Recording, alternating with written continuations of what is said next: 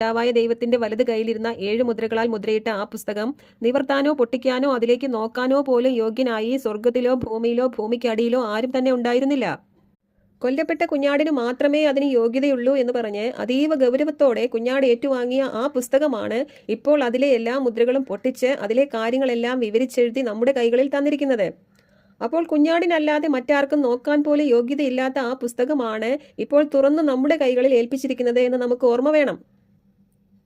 ഈ അവസാന അധ്യായത്തിന്റെ അവസാന വാക്യങ്ങളിൽ യേശുക്രിസ്തു തന്നെ അതൊരിക്കൽ കൂടി സാക്ഷ്യപ്പെടുത്തുകയാണ്. 18 മുതലുള്ള വാക്യങ്ങൾ. ഈ പുസ്തകത്തിലെ പ്രവചനങ്ങൾ ശ്രവിക്കുന്ന എല്ലാവരോടും ഞാൻ സാക്ഷ്യപ്പെടുത്തുന്നു, ആരെങ്കിലും ഈ വചനങ്ങളോട് എന്തെങ്കിലും കൂട്ടിച്ചേർത്താൽ ഈ പുസ്തകത്തിൽ വിവരിക്കപ്പെട്ടിരിക്കുന്ന മഹാമാരികൾ ദൈവം അവന്റെ മേൽ അയക്കും.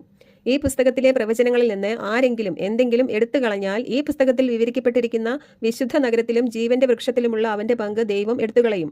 ഇത് സാക്ഷ്യപ്പെടുത്തുന്നവൻ പറയുന്നു, അതേ, ഞാൻ വേഗം